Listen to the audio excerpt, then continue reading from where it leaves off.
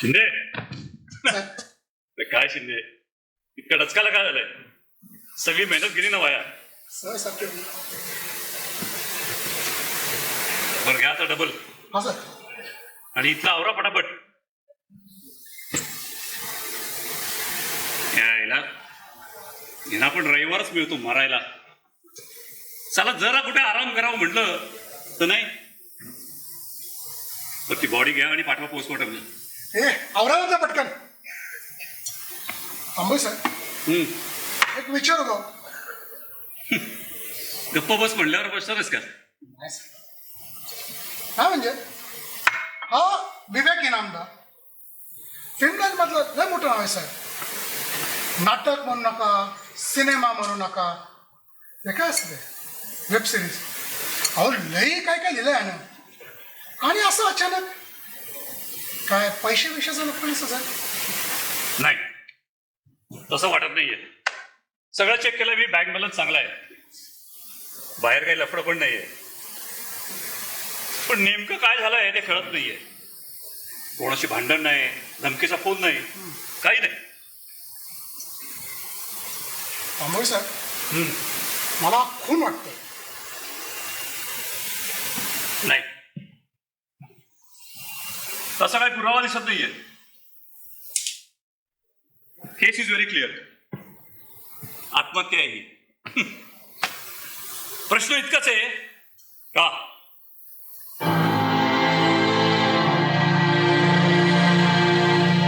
पराग theatre productions presents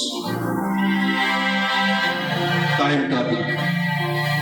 लेखक निशांत तेंडोलकर, दिग्दर्शक पराग वर्तक, संगीत सुजित सोमण.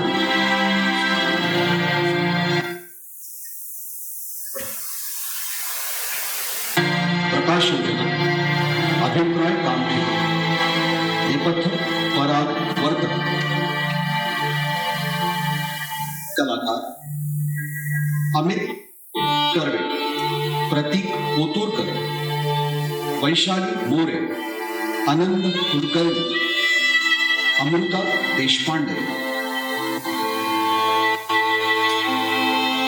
पराग theatre productions presents time Turner.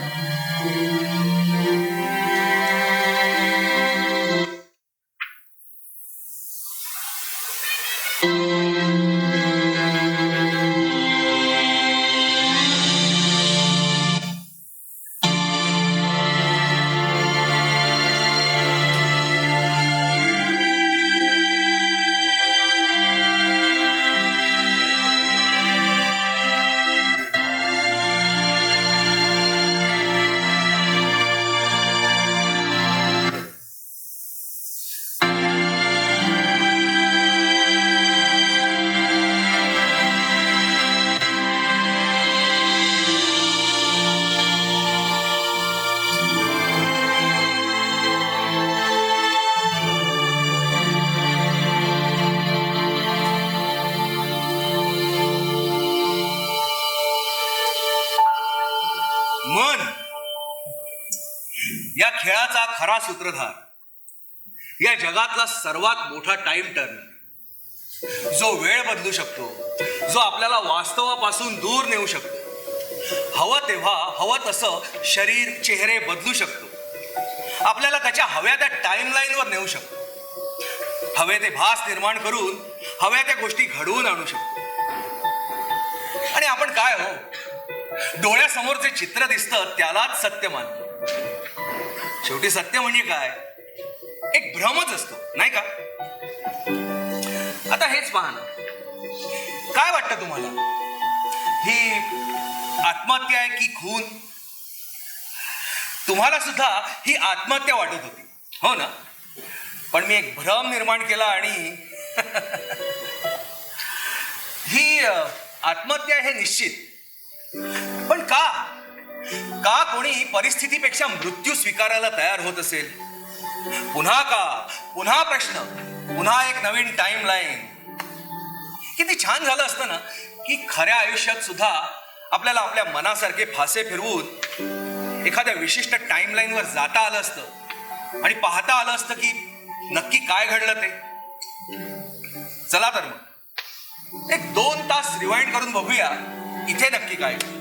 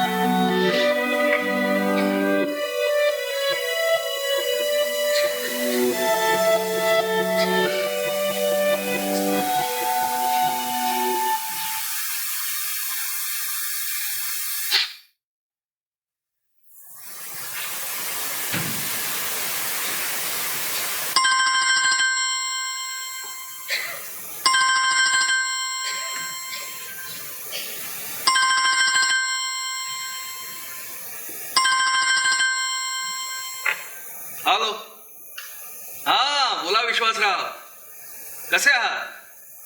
अहो मी उत्तम. हो, हे काय त्यावरच काम चालू आहे. हो हो होईल लवकरच. तुम्ही पैसे तयार ठेवा म्हणजे झालं. अहो सर, यात काय डाऊट आहे का? दी विवेक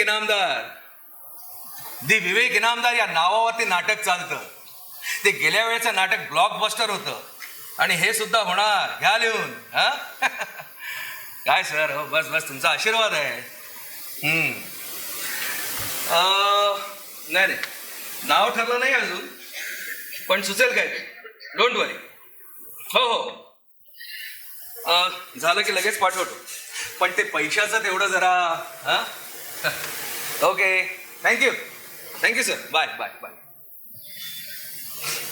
आईला सगळ्यांना नुसती घाई लागली. अरे नाटक लिहिणं म्हणजे काय स्विगी आणि झोमॅटोवरनं जेवणाची ऑर्डर देण्यात का सोपं आहे का? यांना वाटतं पैसे फेकलं की सगळं मिळेल. पण काय करणार, पैशाशिवाय या जगात दुसरं काय चालत पण नाही ना. म्हणून बसले आमच्यासारखे लेखक इथे डोक्याची मंडई करत. याला चांगली लिंक लागलेली, सगळी घालवली या फोनने. जरा काही चांगलं सुचलं की हे असले अडथळे येतात. छे,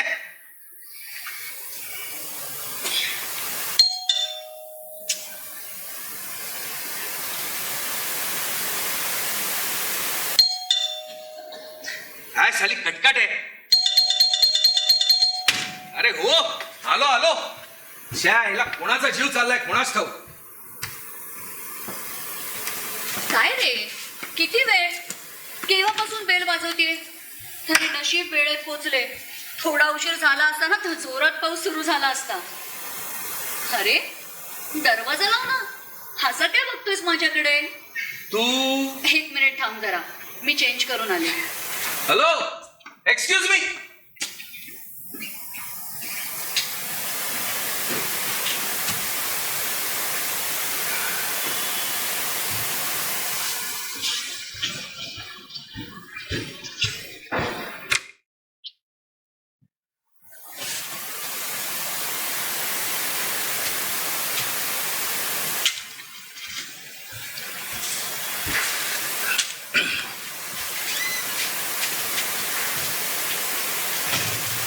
अरे मी तुला फोन करणारच होते. तू इतकं दचकायला काय झालं? आत्ताच तर तुझ्या समोरून आले ना मी. सॉरी, पण मी तुला ओळखतो का? ओळखतो का? म्हणजे मी रीवा. रिवा? कोण रिवा? आणि तू अशी सरळ घरात कशी काय घुसलीस? काय? हो कम ऑन, आता तूच दरवाजा उघडलास ना. अगं हो, मीच दरवाजा उघडला, पण म्हणून ते एखाद्या अनोळखी माणसाच्या घरात कशी घुसू शकतेस? विवेक, विवेक काम डाऊन. हे बघ, दीर्घ श्वास घे. Take a long breath. डॉक्टरांनी आपल्याला काय सांगितलंय? जेव्हा आपल्याला असे स्ट्रोक्स येतात तेव्हा आपल्याला शांत होणं गरजेचं आहे. अरे कोण डॉक्टर आणि कोण आहेस तू? हे बघ, मी तुला ओळखत सुद्धा नाहीये, so please get out from here. मी कोण? विवेक, मी रीवा, तुझी बायको. हो, आय सी. आज तुझा कार्यक्रम लवकर सुरू झाला की कालचा चालू आहे अजून? आणि डॉक्टरांनी तुला ड्रिंक साठी मनाई केली आहे ना? जरा माझी पाठ फिरली की. एक मिनिट, ते काय डॉक्टर डॉक्टर लावलंयस का तू? आणि कोण बायको? What Ramesh, I am single. Okay, माझं अजून लग्नच झालेलं नाहीये आणि गेले कित्येक वर्ष या घरात मी एकटा राहतोय. सो तू आत्ताच्या आता माझ्या घराबाहेर निघ. चल आत्ताच्या आता. सोड मला. I don't know what's wrong with you. Stay away from me, नाहीतर काय? I know you are a fraud. Get out from here. Vivek, बास झालं हा. बायको आहे मी तुझी आणि हे माझं सुद्धा घर आहे. You bloody. Behave yourself.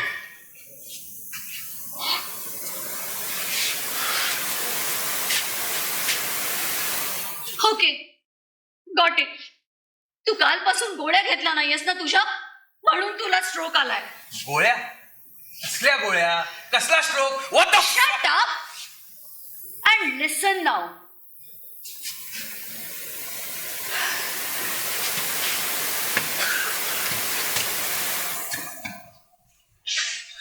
You are schizophrenic patient.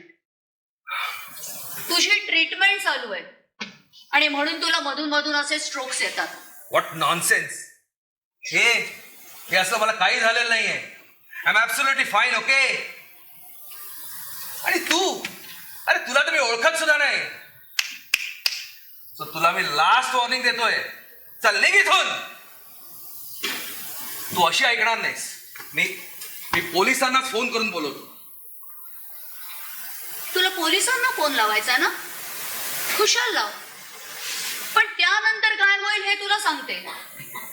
जर पोलीस इथे आले तर त्यांना मला सगळं खरं सांगावं लागेल की तुझी रिमाइंड वेलनेस सेंटर मध्ये ट्रीटमेंट चालू आहे. तुला असे मधून मधून स्ट्रोक्स येतात आणि त्यानंतर famous writer the Vivek Inamdar mental patient आहे हे बाहेर लीक व्हायला काही वेळ लागणार नाही. आणि त्यानंतर तुला काम मिळायचं बंद होईल हे वेगळं सांगायला नको. तुला काय वाटलं ग? तू काय वाटेल ते सांगशील आणि माझा त्यावर विश्वास बसेल? आणि मी खरं बोलते हे जर सिद्ध करून दाखवलं तर? अच्छा, दाखवच. एक minute.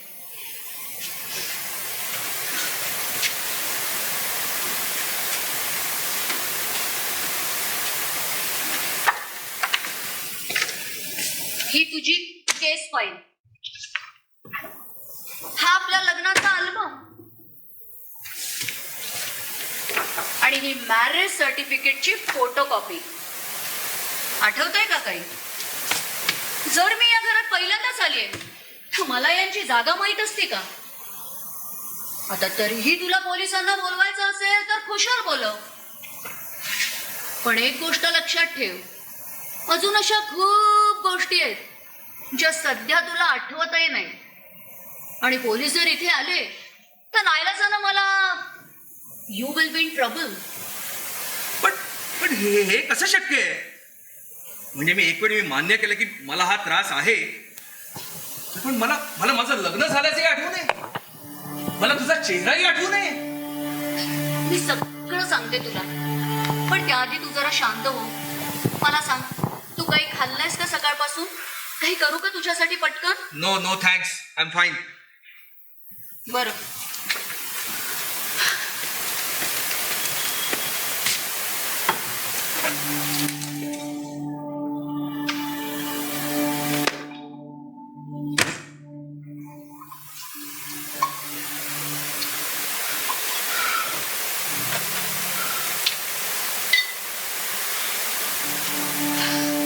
I really need this.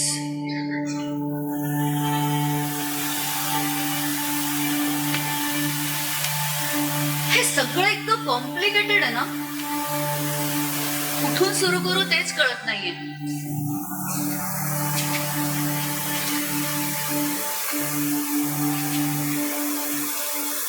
He file घे आणि वाच. Altered reality perception. Yes, it is. आणि त्याचाच तुला त्रास होतोय.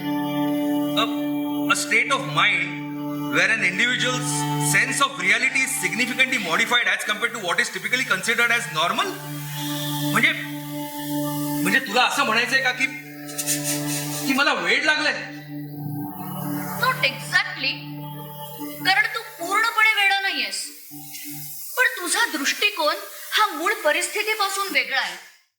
म्हणजे कसं सांगू, असं समज की आयुष्याच्या टाइमलाईनवर कुठून तरी एका पॉइंट पासून आपण आपला एक वेगळा परसेप्शन बनवतो आणि तेच सत्य असं मानू लागतो. म्हणजे एक भास जो आपण खरा मानतो. एक मिनिट रिवा राईट. माझा अजूनही विश्वास बसत नाहीये. म्हणजे हे तू काय जे काय म्हणतेस परसेप्शन का काय ते जरी खरं असेल तर मग मला हे घर, इथल्या गोष्टी आणि इथली कोणती वस्तू कुठे ठेवली आहे हे कसं माहित असेल? Good point. पण याचं उत्तर देण्यासाठी तू सध्या तुझ्या टाइमलाईनवर नक्की कोणत्या पॉइंटवर आहेस ते आपल्याला शोधावं लागेल. मला सांग, आज तारीख काय आहे? आज 11 डिसेंबर. 11 डिसेंबर. साल 2016. 11 डिसेंबर 2016. विवेक, हे नाटक तूच लिहिलंस ना? हो. पण यावरची डेट ही पण तूच लिहिलीस ना? वाच एकदा. 23 मे 2025. आजची तारीख. तुला हे घर यातल्या वस्तू आठवत आहेत? कारण तू इथे 2014ला शिफ्ट झाला होतास कामाच्या शोधात. त्यानंतर 2017 साली तुझं लग्न झालं. पण तुझ्या डोक्यात आजची तारीख ही 11 डिसेंबर 2016 आहे, जिथून तू आपला हा भास म्हणजेच अल्टर्ड रियालिटी परसेप्शन निर्माण केलास. आणि म्हणून तुला मी आठवत नाहीये. एक मिनिट.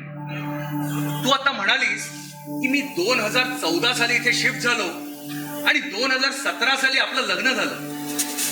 पण मग या मॅरेज सर्टिफिकेट वरची तारीख तर 19 मे 2022 आहे. एक्झॅक्टली. हे कसं शक्य आहे? का शक्य नाही? मी म्हणाले 2017 साली तुझं लग्न झालं, आपलं नाही. म्हणजे मानसी. आठवतंय हे नाव? मानसी.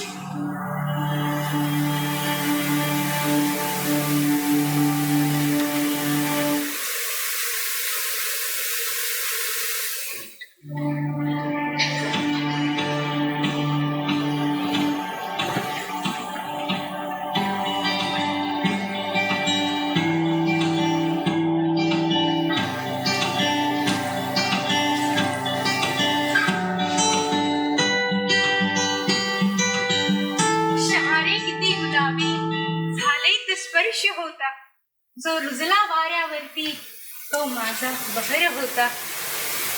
डोळ्यात काजळ रेषा आणि डोळ्यात भाव बोलके, वर तो माळलेला गुलाब म्हणजे नुसता कहर होता. मानसी तू अगं तू आत कशी आलीस? दरवाजा तर बंद आहे. किती प्रश्न पडतात रे तुला. तू ना अजूनही तसाच आहेस. आणि हे काय, डॉक्टरांनी सांगितलं ना ड्रिंक्स घ्यायची नाही म्हणून. हे बघ, खरं तर तुला माझ्याबद्दल, आपल्याबद्दल काही काहीच आठवत नाही हो ना? कसं आठवणार म्हणा? मी मानसी, तुझी पहिली बायको. रिलॅक्स विवेक, मला माहिती आहे तुझा प्रॉब्लेम. आठवेल तुला सगळं हळूहळू. रिलॅक्स. बरं हे बघ बरं, मी बघ काय आणलंय आपल्या अॅनिव्हर्सरीसाठी. आवडली का रे तुला? हा, मी नेसून दाखवते हा कशी दिसते ते. हा, आलेच. हा, मानसी, मानसी,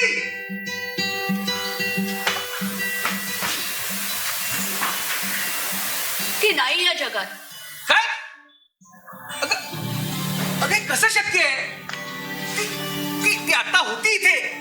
विवेक, विवेक तुला पुन्हा भास होत आहेत. You really need to take your medicine. No, no, you damn! I have seen her. She was right here. तिने मला आमच्या अॅनिव्हर्सरी साठी आणलेली साडी सुद्धा दाखवली. माझा अजूनही विश्वास बसत नाहीये. ही साडी विवेक तुला भास होत आहे. हे कसं शक्य आहे की एखादी व्यक्ती आपल्या आयुष्यात येऊन गेली आणि ती आता इथे आली होती आणि पुढच्या क्षणी तू म्हणतेस की या जगात नाही? म्हणजे एखाद्या व्यक्तीचं संपूर्ण अस्तित्व आपण कसं काय नाकारू शकतो? एखादी, तू अजून मला तरी कुठे पूर्णपणे स्वीकारलेस. I'm really sorry, Riva. I don't want to be mean. पण मला खरंच आठवत नाहीये. म्हणजे मला माहित नाही तू कोण आहेस. आणि मानसी ती कोण होती? ती आता खरंच इथे आली होती का? आणि मग आली होती तर गेली कुठे? कारण पुढच्या क्षणी तू म्हणतेस की ती या जगात नाही. पण मग ती या जगातून गेली तर मी कुठे होतो? ओ गॉड, मला काहीच कसं आठवत नाहीये. मला काहीच कसं आठवत नाहीये. विवेक, विवेक शांत हो, शांत हो. उठ, उठ बघू. इथे ये, बस इथे. या गोळ्या घे बघू आधी, म्हणजे तुला बरं वाटेल. सावकाश.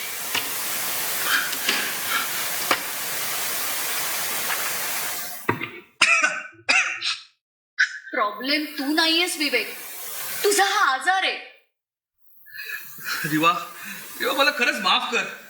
पण मला खरंच कळत नाहीये की मी हे जे काय पाहतोय, अनुभवतोय, तो माझा भूतकाळ आहे की माझा वर्तमान काळ, की माझ्या कल्पनेतला एक भास. आय मीन हे मी जे काय बोलतोय ते तरी खरं आहे की तोही एक भास आहे? दुर्दैवानं हेच सत्य आहे. आणि याचा फक्त तुलाच नाही तर मलाही त्रास होतोय. I can understand Riva. मला कल्पना आहे की तुला किती त्रास होत असेल. नाही विवेक, तुला हे कधीच कळणार नाही. कधी विचार केलास तुला जेव्हा असे स्ट्रोक्स येतात तेव्हा माझं काय होतं? रोज रोज घरी आल्यावर तू माझ्याशी नक्की कसं वागशील याची अजिबात खात्री नाही. रोज रोज हा संघर्ष. रोज तुला शोधणं, तिथून परत आणणं आणि पुन्हा अविश्वासाच्या सीमारेषेवर आपला संसार उभा करणं. तुला नाही कळणार. पण मी तरी काय करू? मी हे काय मुद्दाम करतोय का? मी हे जे काय वागतोय, बोलतोय त्याच्यावरती खरंच माझा कंट्रोल नाहीये. आता हेच बघ ना, मानसी, तू म्हणालीस की तिचं माझ्यावरती खूप प्रेम होतं आणि पुढच्या क्षणी तू म्हणतेस की ती या जगात नाही.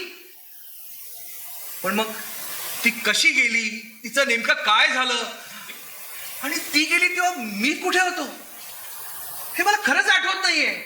स्ट्रेंज. तुमच्या दोघांचं एकमेकांवर इतकं प्रेम होतं आणि इतकी महत्वाची गोष्ट तुला जराही आठवण आहे? मला ना कधी कधी डाऊट येतो, हा जो तुझा मानसिक आजार आहे तू खरा आहे की तू नेहमीप्रमाणे मला फसवतोयस. फसवतोय म्हणजे? आणि काय ग, जर आमचं दोघांचं एकमेकांवरती प्रेम होतं तर मग तू मी तुमच्या आयुष्यात कशी आले? हो ना, मी तुमच्या आयुष्यात आले ते तुझ्या पुरुषी वासनेमुळे आणि माझ्या मूर्खपणामुळे. ओ प्लीज माइंड युअर लँग्वेज. मी ऐकून घेतो याचा अर्थ असा नाही की मी वाटतंय ते सहन करीन. ती विवेक इनामदार, कधी कधी ना मला तुझं आश्चर्य वाटतं. या आजारात तू बाकी सगळं विसरतोस, पण हा अहंकार तो मात्र.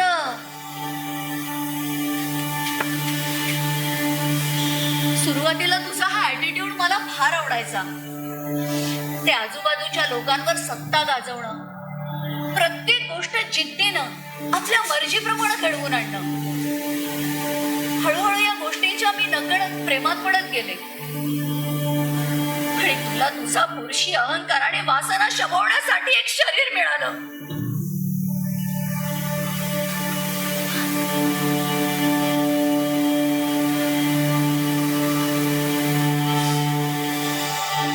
एक दिवस तुझ्या फोनवर मानसीचा फोन आला, जो अनावधानाने मी उचलला आणि आम्हाला दोघींनाही एकमेकींबद्दल कळलं.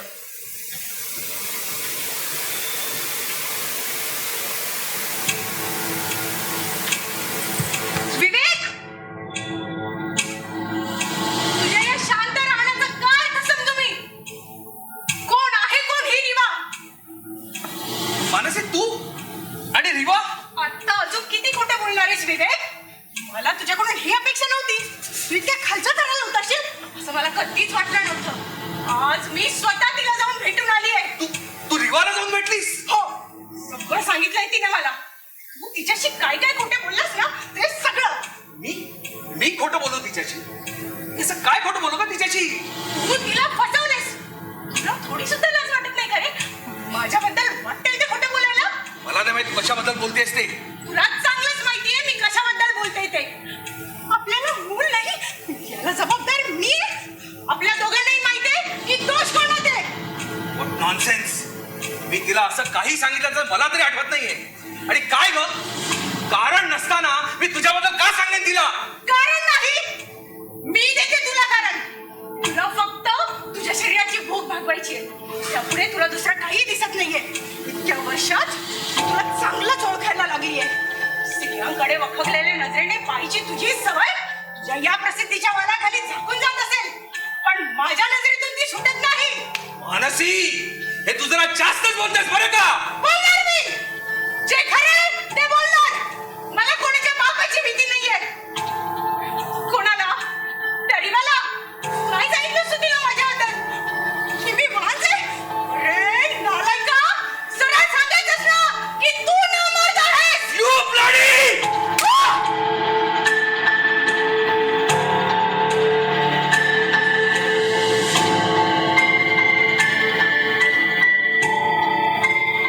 त्यानंतर मला मानसीचा फोन आला होता.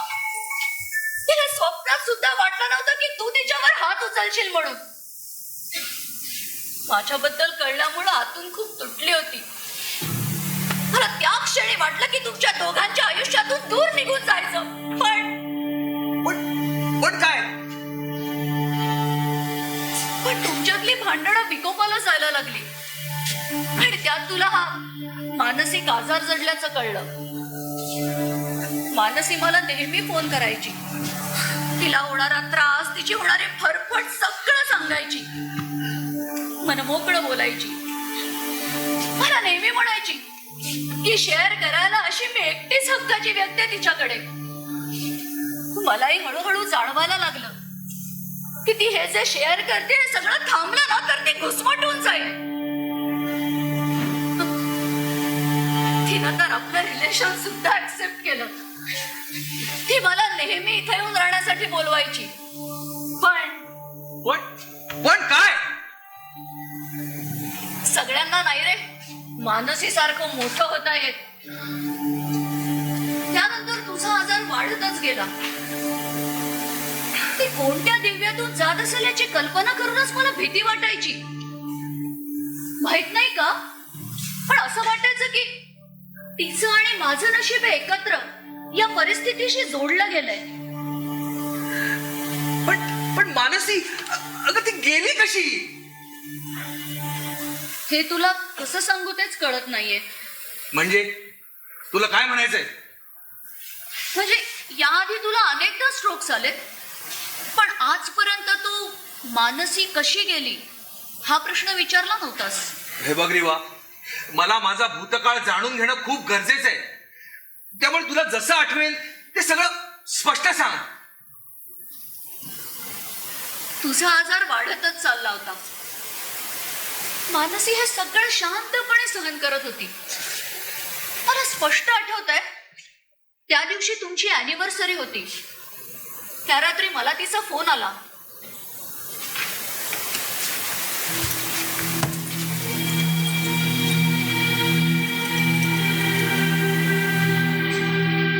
Hello hello hello hello hello Riva, तू जशीच्या तशी आत्ताच्या आत्ता घरी आहे. अगं मानसी, काय झालंय नीट सांगशील का? विवेक विवेक काय झालं विवेकला? विवेकला सिव्हिअर स्ट्रोक. मी सगळं फोनवर नाही सांगू शकत. तू लवकर इकडे ये. मी पोचते तिथे. तू काळजी करू नकोस. आलेच मी. मानसी, मानसी, मानसी, मी तुला सोडणार नाहीये. मानसी,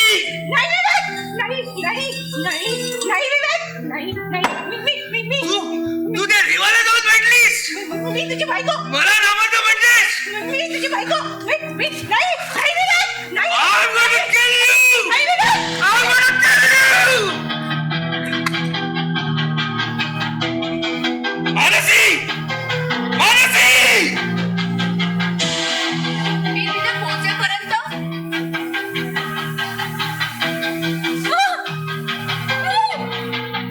माझ्या डोळ्यासमोर अंधारी आली. माझा विश्वासच बसला नाही. मी तिला उठवण्याचा प्रयत्न केला, तिला आवाजही दिला. ए मानसी, मानसी.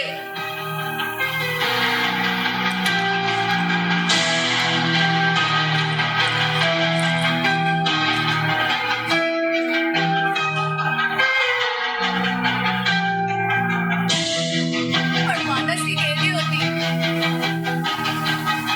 जीवापाड प्रेम करायची ती तुझ्यावर. पण तुला काय कळणार म्हणा, प्रेम काय असतं. आयुष्यभर केवळ तू तिला ओळखावा म्हणून स्वतःच्या जीवाचा आटापिटा करत राहिली. पण एक दिवस तूच संपवलास तिला. काय मिळालं रे तुला हे करून? मी तिला न्याय मिळवून देण्यासाठी खूप लढले. तुझ्यावर केसही केली, तुला अटकही झाली. पण उपयोग काय? मानसीच्या रिपोर्टमध्ये तिच्या मृत्यूचं कारण हे कार्डियाक अरेस्ट असं आलं. म्हणजे त्या दिवशी केवळ तू तिला संपवशील या भीतीनंच तिचा जीव गेला. पण त्यातूनही तू सही सलामत सुटलास. मी केलंय सगळं. मी केलं. कसं शक्य आहे? आणि क्षणभर आपण विश्वास ठेवला की हे असं काही घडलं, तरी पण त्यात माझा दोष तो काय आहे? कारण तिथे नेमकं काय घडलं हे तुला माहित नाही आणि मला आठवत नाही. त्यामुळे सत्य काय आहे हे कसं कळणार? आणि जर सत्यच माहित नाही तर मी दोषी कसा काय ठरतो? त्याने काय फरक पडतो? माझ्यासाठी सत्य तेच आहे ना जे मी पाहिलं. आणि सत्य तूच म्हणतोस ना, आपल्या डोळ्यासमोर जे चित्र दिसतं तेच आपण सत्य मानतो. सत्य म्हणजे काय एखादा भ्रमच असतो ना. हो, पण त्यावरून हे कसं सिद्ध? एक मिनिट, तू आता काय म्हणालीस? सत्य म्हणजे भ्रमच असतो.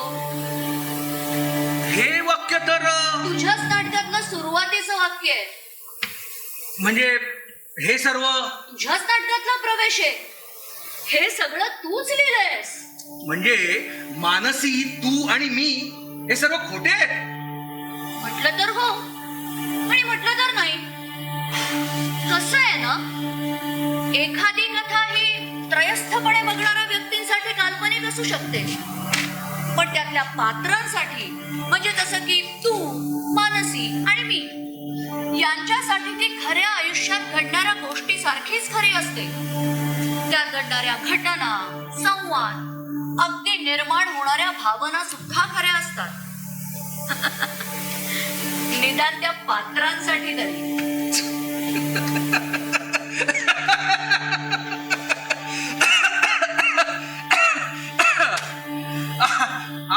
I can't believe it. तू मीच लिहिलेल्या कथेमध्ये मला अडकवायला बघतेस. तू मूर्ख आहेस का?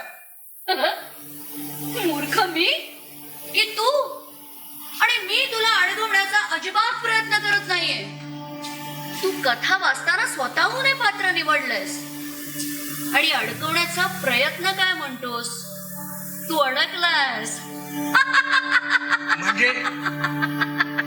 म्हणजे तुला नेमकं काय म्हणायचंय? तू किती म्हणालीस ना हे सत्य आहे, तर हे सगळं माझ्या कल्पनेत घडतंय हे तू विसरू नकोस. कल्पनेत घडतंय? मग कल्पना करणं थांबव आणि यातून बाहेर पडून दाखव ना. बघ जमतंय का? ठीक आहे.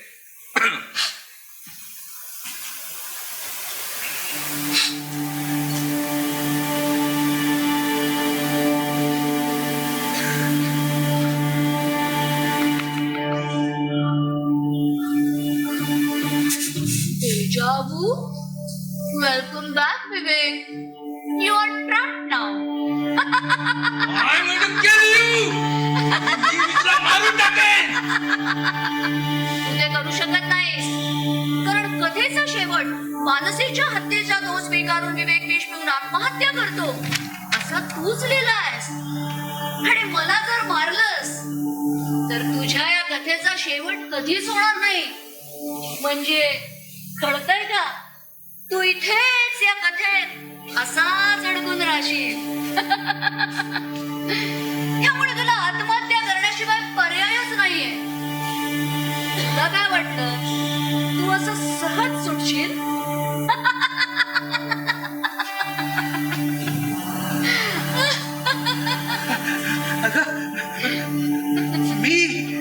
मी या नाटकाचा लेखक आहे. मी विवेक इनामदार. मी लेखक आहे. मी शेवट बदलू शकतो. मी आता शेवट बदलतो. तो अधिकार लेखकाचा असतो मिस्टर विवेक. आणि सध्या तू या कथेतला पात्र आहेस. त्यामुळे यातून बाहेर पडण्यासाठी या पात्राला, म्हणजेच तुला, आत्महत्या करण्याशिवाय पर्यायच नाहीये. आता आत्महत्या करायची, तिथेच या कथेत असंच अडकून राहायचं, हे ठरवायचंयस. माझ्या पात्राचं काम इथेच संपलं. पुन्हा भेटूच. इथून बाहेर पडलास तर बाय डार्लिंग.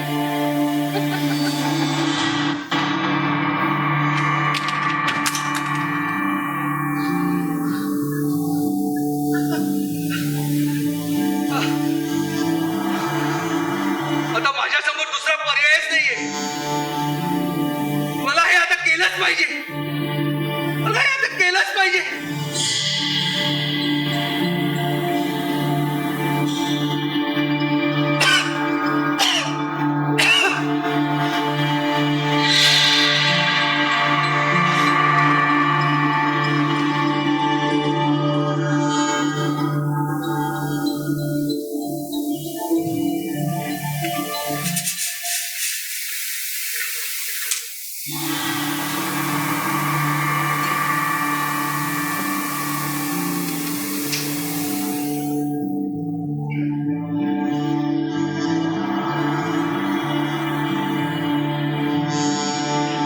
बॉडी खाली घ्या आणि चला पोस्टमॉर्टमला पाठवा लवकर. बॉस बसा. किती वेळा वरनं फोन येतोय मला.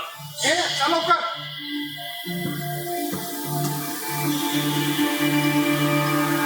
शायला सुचलंय राव. वा, मजा आ गया.